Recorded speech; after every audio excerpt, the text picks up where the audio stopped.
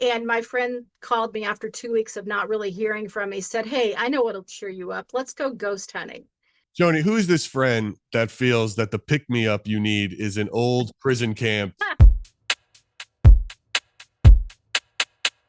Welcome to Splintered Spirits. I'm your host, Gary, and I'm trying to find out the answer to the question, what are spirits? After following my nephew, John Santa from @Santa Paranormal, communicate with ghosts regularly. Today, we're joined by Joni Mayhan, a veteran paranormal investigator and the author of more than 20 books on hauntings and spirit communication, including Ghost Magnet, Signs of Spirits, Haunted New Harmony, and Hanover Haunting. Her work blends lived experience with meticulous field practice. She leads and teaches investigations in New Harmony, Indiana, where she documents EVPs and local history side by side. In Ghost Magnet, she writes about the darker side of attachment and the entity she calls the Soul Collector. We get into that in here. Joni's story is different than many others we've spoken to on Splintered Spirits. Her ability to communicate and sense spirits has been more of a curse than a gift.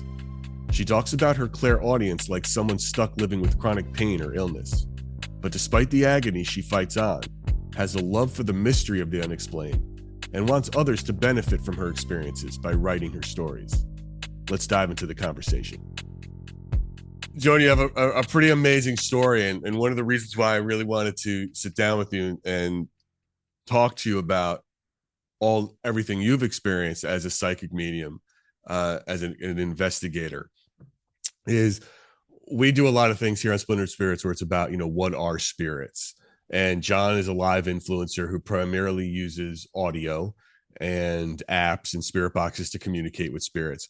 You actually can hear them, or it started with you, correct? And I'm wondering if you can give us a quick origin story about when you first realized you were sensitive to it and how that manifested itself for you as and recognizing you were a clairaudient. It started when I was very little. I was about 4 years old when I first realized that I was maybe a little bit different from other children. My mother would tuck me into bed at night, and I would all of a sudden hear this sound that sounded a little bit like white noise. And at the time, I'm kind of dating myself, but the TVs would go off air at night, and it was that sound. So that's kind of what I identified it with. But at the same time, I would also get a sensation that there was something in my room with me, watching me. And the feeling was pure terror. So I would shriek out, and my mother would come running, and I tell her, there's something in my room with me. I think I have a ghost in my room with me. And she would say, "Joni, go back to bed. There's no such thing as ghosts." And I just kind of had to deal with it. I didn't have an ally. I didn't have anybody I could talk to about it. And I didn't really bring it up to children my age too much because I tried that once and everybody thought I was crazy. So You're the worst. That would have yeah, been. yeah. Oh yeah, yeah. So I kind of had to just deal with this by myself. And it followed me through my childhood, through my teenage years, all the way up until I was an adult. Still continues to this day. But when I was in my 40s, I decided that I was going to learn more about it, that knowledge was power. And I was recently divorced, so I had the freedom to explore it because my ex-husband really didn't believe in it either. And so I got a lot of criticism from him as well. But when I was on my own, I was like, you know what, I'm going to look into this. And so I joined a paranormal group that had a psychic medium and began working with her. And at the same time, I met a woman who is named Sandy McLeod, who was also going through kind of what I was going through. It's like the universe put us together for a reason. And so we banded together, and we would go out armed with pen and paper, and we would go to haunted locations, and we would write down what we were feeling. And that way we weren't influencing the other one. Because the minute you say, "I see a dark-haired woman in the corner," that's all the other person's going to be able to see. And so we started working together that way and realized that we were picking up on the same things, only in different ways. Because I was clairaudient and she was clairsentient. So she would feel her scalp crawl. And through our validation processes, she was able to identify if it was crawling on, one side of her head, it was male, the other side was female, front was younger, back was older. But once you kind of adapt to one clair ability, sometimes you get advanced. Like I got an upgrade, and so I went on to kind of full mediumship. After a while, I was able to do more than hear them. I could also start to pick up information about them, and I would write it down a lot of times. And that, I don't know if it's automatic writing or what, but I would start getting more information.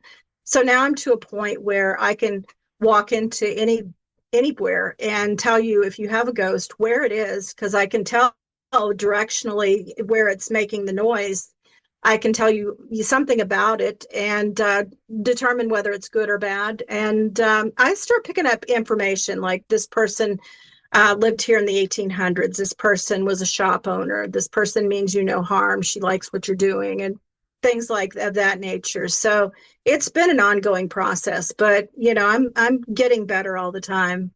Why did you go down the road of investigator as opposed to go down the road of a traditional psychic medium to channel and talk to people about their past loved ones? I think I'd always been intrigued by investigating. Since the very first ghost hunting show came on, I went, I want to do that. That looks like fun. And I think my very first piece of equipment was an EMF Gauss reader, like one of the really old ones. And I would go out to cemeteries and I'd be like, oh my gosh, look, there's a ghost. And then I would pick up a ghost as well. And then joining a paranormal team, who had a psychic medium on board, I was kind of thrown into the thick of things with them and really found that I really enjoyed investigating. I enjoyed the mediumship as well, but the investigating really gave me a chance to validate what I was picking up psychically. Now, one of your many books that I read was, and I think it's almost like your origin story, right? Which is Ghost Magnet. Yes. Tell us all what a ghost magnet is. How do you define a ghost magnet? Well, some people are beacons, and I've always felt that people with abilities look different to people on the other side. Maybe we glow. I don't know, but they can definitely tell us apart from people who don't have abilities because they really kind of flock to us. And for whatever reason, some people are more magnetic than others and things follow them home.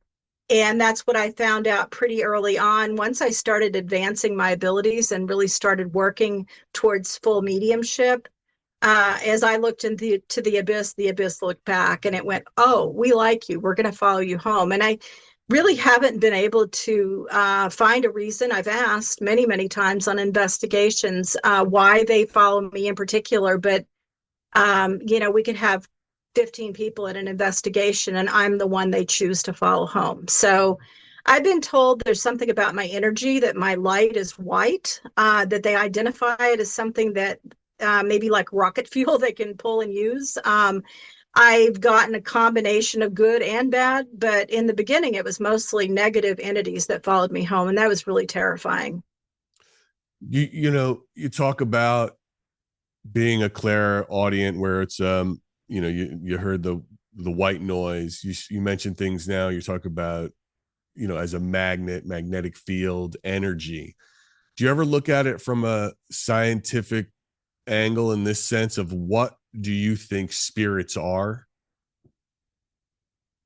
Yeah, I mean, my philosophy on it, I like James Van Prague, so I follow a lot of his teachings. And I believe at the time of death that most people cross right over to the next dimension or the next arena. Most people call it heaven. And some people, for whatever reason, bulk at that point in time, whether they've done something wrong they're worried about, or they have family they want to watch over, or, maybe they just like where they are. They don't want to take the chance that the next place is going to be better. And they don't go through the white light and they stay earthbound, and that makes them a ghost. I think that they're made of energy. But as far as what kind of energy, I've explored it in a couple of my books, but, honestly, I don't think anybody knows. And if they can figure that out, then we'll be able to record them fully and really get better grasp on what a ghost is. So I'm hoping that I get to see that in my lifetime. Well, yeah, for sure, man. Nobody knows what it is. I mean, that's the whole, Right. I always said, if we had something that could truly figure out what ghosts are, life as we know it would change. Probably beyond Absolutely. even AI, Absolutely. right? That would be the thing Yeah. that would seek the secret to everything. So a few minutes ago, you talked about you were not only just a ghost magnet for all ghosts, but particularly what you feel are negative entities come Yes. home with you. Uh, Tell us about that. Why, how do you live with that? Because the one thing about Ghost Magnet that when I read it was it felt more like a curse. This was a very different read than other people's ghost stories, Hmm. where it's Yeah. let me tell you something cool, and I caught this. This felt Yeah. sad. Like this woman Yeah. did not want this, so Yeah. and yet you're sort of sticking with it in your life. Is it because you have no choice and you rolled into it, or Yeah. so? How do you deal with the negative side of this? Well, it's not been easy. It's been really terrifying because most of my adult life since my divorce, I've lived alone. So I've had to come home and know there was something really terrible lurking there that wanted to do me harm. And, I have some PTSD because one of the first ghosts I encountered was one called the Soul Collector. And we picked him up at Rutland State Park, which is in the middle of the state of Massachusetts. And it's just an open state park that you can come and visit. People walk their dogs, and there are ruins from the old prison camp there. And we spent an entire summer going there and exploring. And it was great for us for learning more about investigating too, because nobody told us we had to get out at a certain time. It didn't cost us any money. And we would go in there and really learn and grow our abilities. And there was also a darker part to the park that I never really thought about. During the height of tuberculosis, they put in a TB hospital there, and they brought in patients from all over the state, regardless of their offense. So there were mass murderers there, as well as, people who had stolen something at the local store. And I think one of those ghosts lingered afterwards. And typically, when I would go, I was always very strong with my protection. I identified that I needed to keep myself protected, and I would protect myself with a white bubble of white light and um, different stones and crosses or whatever I felt at the time that I needed to bring. And I was usually fine because, again, we spent a whole summer there. But I had gone through a really bad breakup. I was dumped after 2 years, very unceremoniously. And I was depressed. I was really down. And my friend called me after 2 weeks of not really hearing from me, said, "Hey, I know what'll cheer you up. Let's go ghost hunting." And so I went back out to the prison camps, and that's when I picked up the Soul All right, Collector. Joni, who And is when this I go friend? back, Joni, who is this friend that feels that the pick me up you need is an old prison camp for like? First of all, let's that is not yeah, my go-to spot to think of that yeah. you need to cheer up a friend who's been dumped. Well, it was a friend that I investigated with that knew that I like to do it. So, but what I learned is that you should never investigate when you're not on your best game, because your protection, whatever you're using, whatever you're keeping them from jumping onto you, is minimized. Depression and sickness, and I've turned down some really great locations since that point in time because I wasn't feeling well, or I was not in the greatest of places, and I just won't go there anymore because I've learned a lot from the Soul Collector.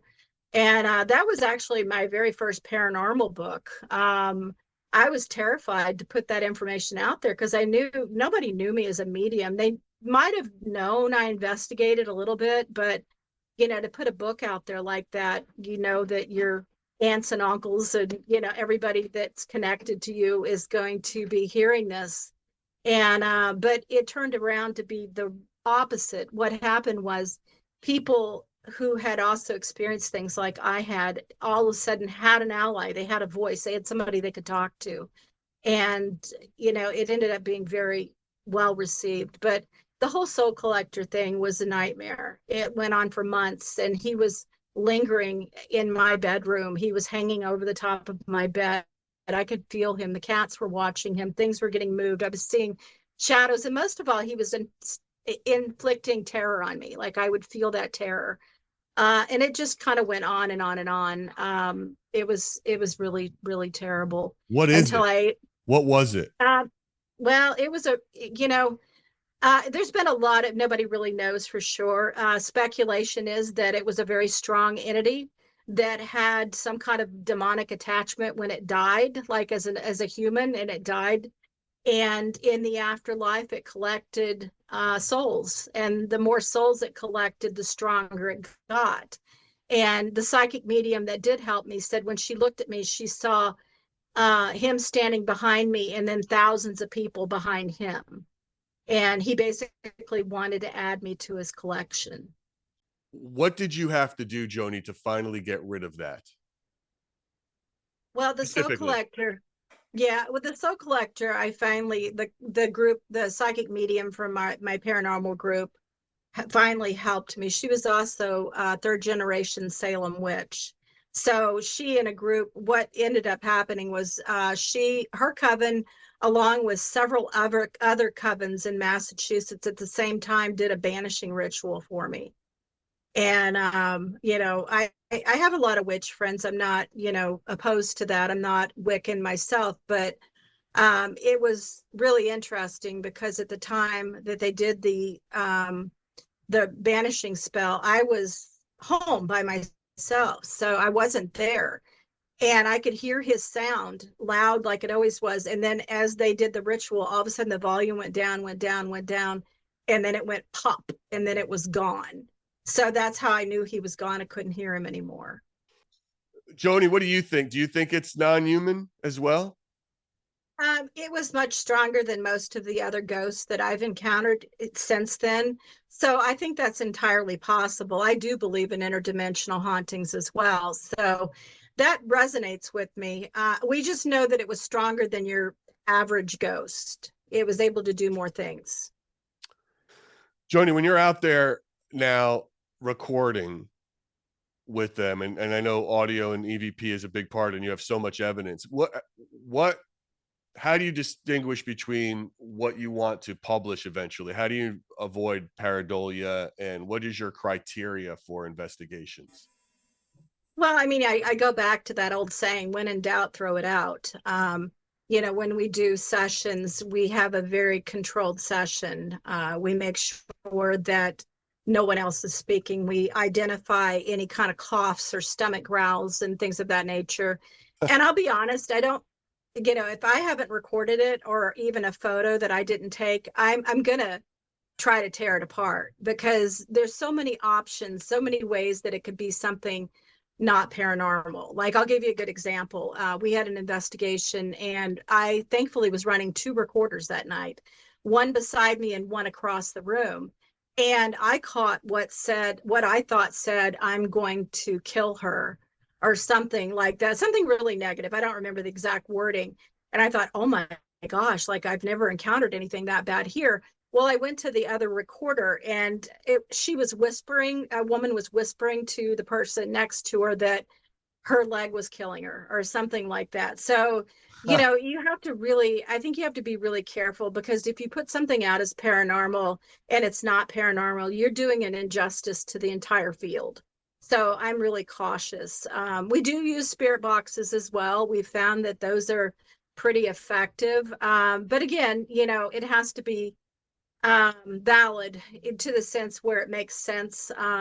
Sometimes you'll get things that don't make a lot of sense, and that's the same thing with EVP as well. But I just would say I'm very cautious. Joni, I have a question for you. Is it history first or is it phenomena first Um, for you? When you go, do you investigate a location well, first?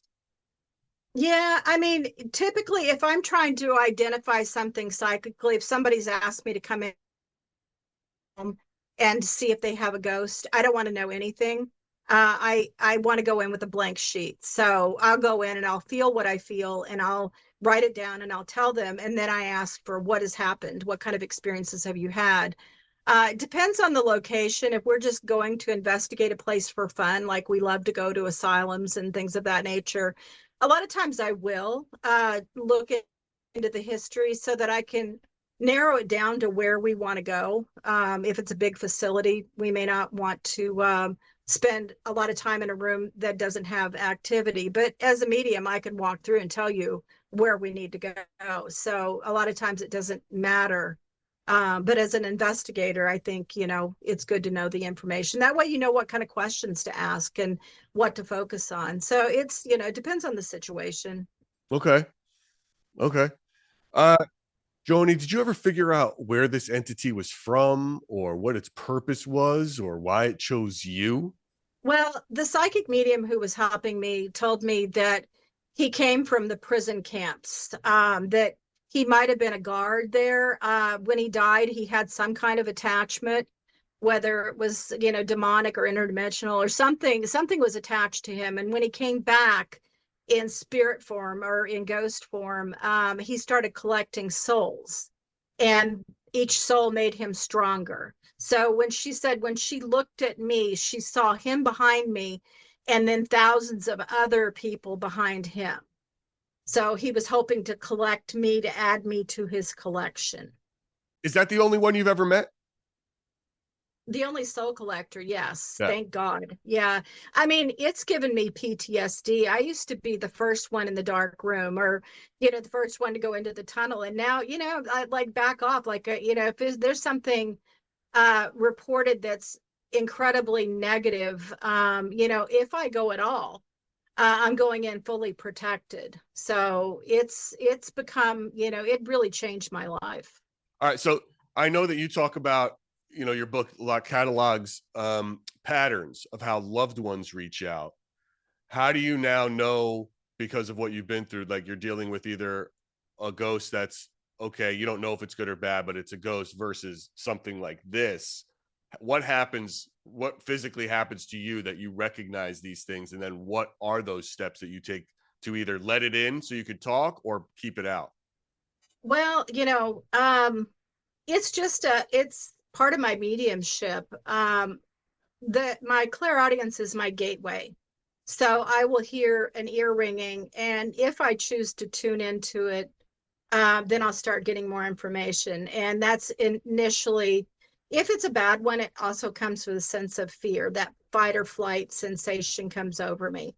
I just know in an instant if this is something I don't want to mess with. As for whether I let it in or not, I don't have a choice. I don't have an off button. I haven't figured that out yet.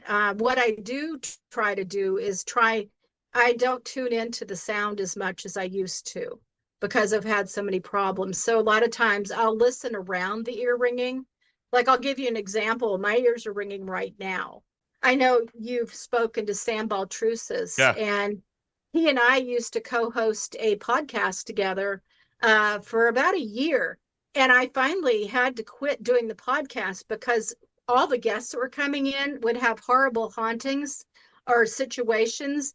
And then all of a sudden I had them. So I was having to, have somebody get rid of them for me every week. It was like something negative was coming through the podcast. So they don't need to be face to face with you. They find a way. If there's some kind of link between you and that person, I feel like they follow it. So This is where I am is a ghost free zone. I don't want any of that shit. Aye. I say, man, that's okay. So what you talk about protection? Yeah. Is there anything specific? Is there anything specific that you use? Well, I have a secret weapon, and this didn't happen until probably maybe about 10 years ago. I met a man on an investigation who was a shaman, and his name is Michael Robichaud, and he lives in Virginia. And the first time he helped me. I had something in my room in my house when I lived in Massachusetts, and I put a picture up on Facebook. I'm like, all right, if anybody can read energy. At this point, I was desperate. Things were following me home every day. I didn't have to go investigate. I could go to the grocery store. I could even not even leave my house and something would pop in. And I put a picture up and I said, if anybody can read energy from photos, can you get any feel of this? Is anybody out there able to help me? And he messaged me. He said, take the picture down. I'm going to send my spirit guides in, and they will get rid of the entity. He said, you may see some lights flashing around your room. Just ignore them. It'll be okay. And it'll take them about an hour. And I thought, okay, at that point I was desperate. Mickey Mouse and Santa Claus could have walked in and I would have been joyful if they were able to get rid of the ghost.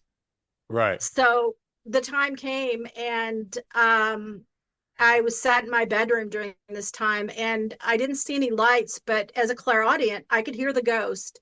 And then all of a sudden in popped this really high pitched sound, like a laser light sound, almost like it was much louder than the ghost. And one sound was chasing the other around my room. And my cats were in the room and they were watching this like they were watching a tennis match, like their heads were going back and forth watching, in the same places where I was hearing this. And then literally an hour later, everything went quiet. The ghost was gone, the guides were gone. And I thought, I cannot believe I just experienced this. And, it's nothing that I can validate or anything, but I can tell you that ghost is gone. And so, I've reached out to him numerous times. I feel like Michael Robichaux saved my life. I've had a couple really, really bad ones that he's sent his guides in and they've taken it, gotten rid of it. So he is my secret weapon. If I have something really bad happen or something really bad follow me, I reach out to him and he gets rid of it. So and he's going through some health issues right now, so I try not to bother him too much. But well, what do you tell people who don't have a secret weapon, like on your ghost tours? What do you tell them to do? Do you just say, sorry, sucker, you're fucked? I mean, what do you tell them? Good luck to you. Well, yeah. I mean, if it's going to follow anybody, it's going to follow me. And I don't do as many house cleansings as I used to, because guess what? I walk into their haunted house and they've got a negative entity. Their negative entity is just going to trot right behind me all the way home. So now I have a haunted house and they don't. So, and I've used that a couple of times, to get rid of it, because Michael can pull it out of my house. But it gets exhausting. Like, you can't do anything without having something follow you. So it's been a nightmare. So Joni, to say this, I mean, I guess you really have not figured out a way to fully protect yourself. You believe you are in a situation where you cannot protect yourself completely. Right. And yet you still go out there and do this? Yeah, that's, why give up the fun part? Because they're going to find me whether I'm investigating or not. I will say it's been easier in the last few years. Probably, when I moved to New Harmony, Indiana, and this area has kind of its own bubble of protection. So I really have not had much happen to me since I moved here. So in some ways, I feel like New Harmony keeps me protected. I haven't had quite as many. Let's just say I've still had a few, but I don't know. I've tried everything. I've written a couple books on paranormal protection that works for everybody else, doesn't work for me. So,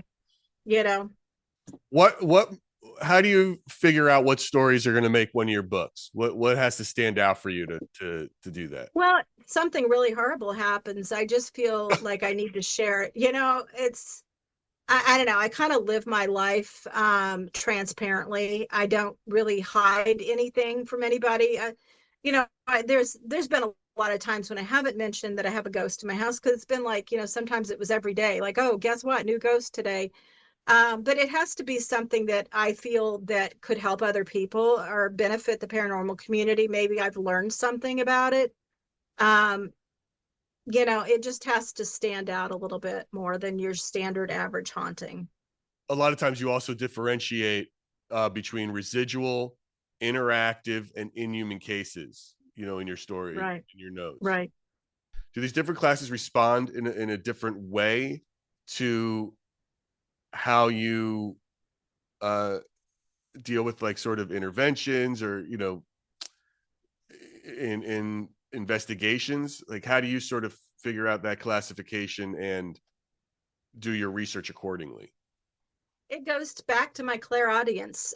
Residual, I don't hear it all. It's nothing. It's not there. That would be like a haunting. Like, does that mean like if it's an imprint on a place? Yes. Is that what you write? That's what we refer to. Yeah, I don't hear it. Nothing's going Okay. on when I walk into the room. If it's an intelligent haunting, like a ghost, I'll hear, my ears will ring.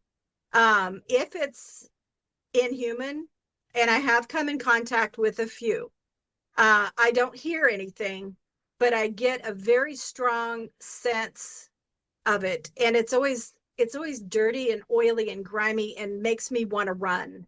Like it's just this intense feeling that comes over me that I only feel when that happens, and it's only happened a couple times, but um and when that happens, I immediately remove myself from the area and contact Michael. And he's yeah, I mean, he's my safety net. What are you going to do without Michael, Joni? I don't know. I hope I don't have to ever deal with anything. I'm sure I will at some point. I don't know. Like, we all have spirit guides. And what he told me was that my spirit guides were not prepared for what I threw at them. That they were there for just a normal life. And somehow I got off track and went into this wild arena, but that his guides have been training my guides. So, I don't know. Is it my guides that are stepping up now that are keeping me protected? Has my aura gotten brighter? Or I really don't know. I wish I did. I wish somebody could step in and say, oh, here's what's happening, because, I would definitely be interested in that, because I've been trying to figure it out on my own for my whole life. Joni, you need a succession plan. You need to figure this out before this I guy. do. I You need to know. I find. know. I do. Yeah. You it's really need to been find. it's been a wild ride. I think, you get to a certain point where it's my life. It's just what I expect. And I, having a reprise for the last few years has been helpful. Nothing really bad. I ignore a lot of them. I don't pay them any attention. I haven't done as many walkthroughs lately. So I mean, there's a part of me that's kind of wishes I'd never learned how to be a medium, because that's when it all started. I mean, I was feeling them before then, but they didn't follow me home until I began really looking into the abyss a little stronger. Do you think they were following home, but you just didn't know it? That's very possible. Very possible. I mean, I don't think I've ever lived in a house that wasn't haunted.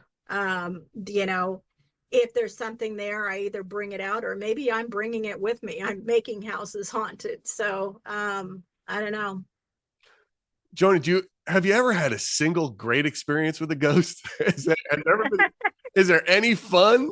Like, what's the most fun? Well, there is one case that was fun for me. There's a gymnasium here in New Harmony where I live, and it's called the Ribert Gymnasium. It has a huge clock tower. It's a big, huge, Gothic looking building. And as we started investigating, we started learning that the building was used as a temporary morgue after a horrific tornado. And there were a lot of children victims. So there were a lot of children ghosts, and people were seeing these ghosts with their eyes, people that didn't believe in the paranormal. And This is when not we starting started, off as a fun story, Joni. uh, But go ahead. well, Where are you going to take they, this? well, we started working. We brought a new psychic medium onto the team, and she was phenomenal with the Estes method. And that's when we started learning more about this little girl. And I'll be honest, the Estes method, like I was skeptical, because she was answering our questions. Like, she's supposed to not be able to hear anything. She's got the headphones on, and they're turned up loud, and we're saying, who are you? And she said, I'm Anna.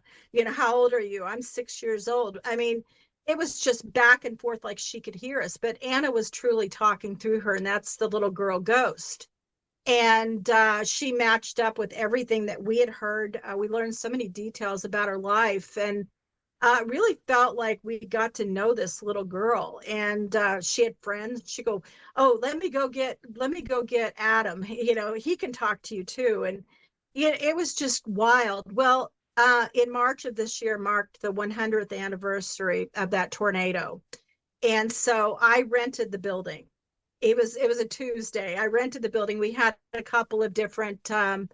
We had a woman that had written a book about the tornado come in and give a presentation to anybody in town that wanted to listen. We had a meteorologist from the local TV station come out and talk about tornadoes. And then to pay for it, I had an investigation.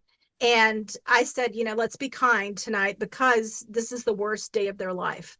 And we are always very respectful with our investigations. But that night in particular, after everybody finished their sessions, I gathered everybody up in the gymnasium floor, put them in a circle, and told them to envision a white light, a column of white light going up to the heavens. And I just started talking. And that is another gift that I have, is I can cross them over if they want to go. And I started working on crossing them over, and I started talking, and I'm like, you're welcome in heaven. God loves you. Go be with your family. You don't need to be here anymore.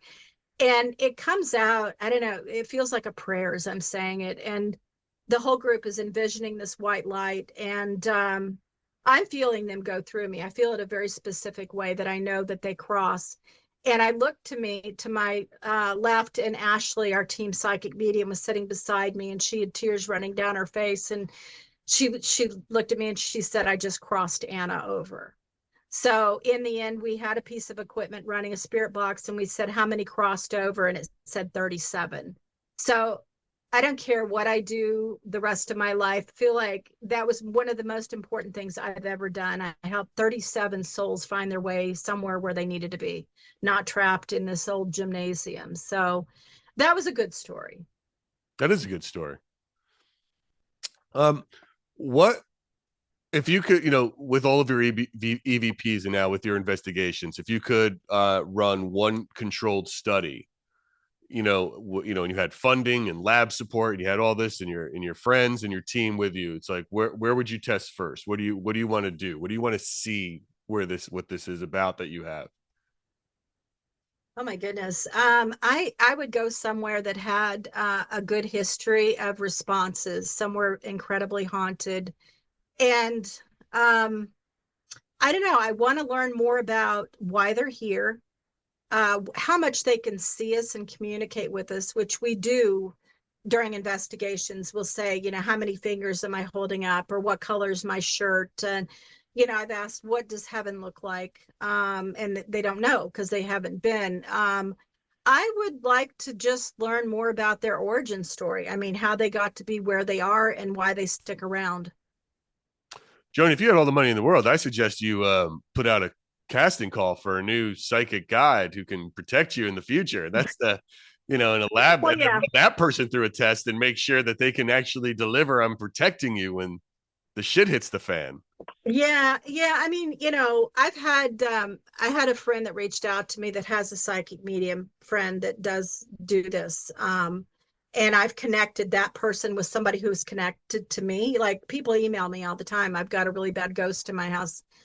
And Michael is, not doing well health-wise. And I can't send them to Michael because he can't handle it right now. So I have a backup plan, somebody that a friend recommended. And from what I know, it worked. But, for every time you connect somebody to a psychic medium, the person gets cold feet and backs out, and you never hear anything, like they'd ever follow through. So I don't know. But yeah, I mean, if the time comes and I need somebody else, I will start, I will reach out to various people, see what I can find. I mean, I'd love to be able to do it myself. I mean, to me, that's a superpower, it's one I don't have. What, Joni, first of all, thank you so much for your time. Despite all this technical issues, I really appreciate it. I got like one or two questions for you to wrap things up here with you. Okay. And it's been super fascinating, like your perspective on clairaudience, how you feel spirits. For us, what we always ask in this question, what are spirits? What do we think they are? And getting different perspectives to help sort of figure out how they all connect. These different stories and perspectives is really interesting.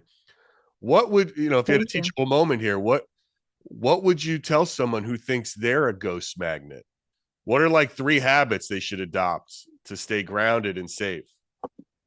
Well, I mean, I think, you talk about grounded, learning how to ground yourself is really important, going out and for me, I take a deep breath and I push the energy through me. Don't absorb any energy that you don't need to. And then also learn how to use your own energy or the universe energy to make a bubble shield around you. And that's been very effective. And then also connect with your spirit guides, because sometimes they can help you. You just have to ask and see if they'll help. And then, always have validation, have somebody, have a backup plan. Like, what's the worst case scenario? What if I go out and I pick up a soul collector? What am I going to do? So I think it's really important for people to always have a backup plan. What am I going to do if something really bad happens? So, have a psychic medium on hand, or somebody you can go to that can answer your questions. I think that's the most important thing. Do you believe in past life regression? Absolutely. Yes, I do. I've done a few. So is that the same when you say spirit guide? It's part of that sort of philosophy or practice in that Yeah, sense? I believe that everybody has a spirit guide that follows them through their incarnation. So yes, it goes in with reincarnation in past lives, that this entity, whether human or not, has always been with you through every incarnation, and it helps you, guides you, protects you, whatever it is you need. And most people don't connect in with this person or with this entity. But once you do, it really opens up your world. And Joni, what's next? What's the next book coming out? What's the next story for you that you want to tell? Well, I think my next nonfiction book is going to be called Dead Librarians. Of course it is. That sounds because, like a real joy. This is the uplifting one. Yeah, well, and my reason for that is because so many libraries have a ghost haunting them, a library ghost. I learned that in And Ghostbusters when I was a kid. First ghost we see is down there in the basement of that library. And I'm not kidding. Yeah, that was my first interaction. Yeah, well, a lot of people have, and I want to reach out to all those people that have had experiences and collect their stories. And, I've talked to a couple librarians, and they said, well, yeah, we don't want to leave our books. So makes sense to me. So is that what it is? So you're trying to put together a book of other people's stories based around and some of my own. Yeah, sure. I've investigated a lot of libraries as well. So yeah, between me and a lot of other people, I've already got people on board interested in telling me their stories. So yeah, I do love that. I never think of anybody. libraries as, I forget that they are super creepy. To be alone in a library at night is probably. Yeah, well, I don't think of them as creepy. They're helpful. Like, they die, and instead of going to heaven, they go back to work. I mean, talk about dedication. Yeah, that's a little much. That's for sure. But I guess now they finally have all the time in the world to read everything. If they Well, yeah, all those books. Yeah, absolutely. Just need somebody to turn the page for them. Oh my God. Joni, look, this has been really interesting. I mean, it really has. I really appreciate you sharing your story. We've interviewed a bunch of people and a bunch of psychic mediums. I've never interviewed anybody who really was in turmoil with it like you are. Yeah. I find that very, I'm sorry. I mean, I really feel bad that you have to deal with that on a day-to-day basis. It's not as, it doesn't seem as fun. I guess somebody's got to take the creepy ones. I'm so sorry that's you. Look, again, thank you so much for being with us today. Please stay safe. Thank you guys. It's super fascinating. Your books are wonderful. They are really, it's a really different perspective on it. And we wish you all the best. I appreciate you. Thank you so much. I appreciate it. All right. Take care, Joni. Well, that's it for another episode of Splintered Spirits. Be sure to like, share, and subscribe to our YouTube channel, Spotify, or wherever you get your podcasts. Until next time, stay curious.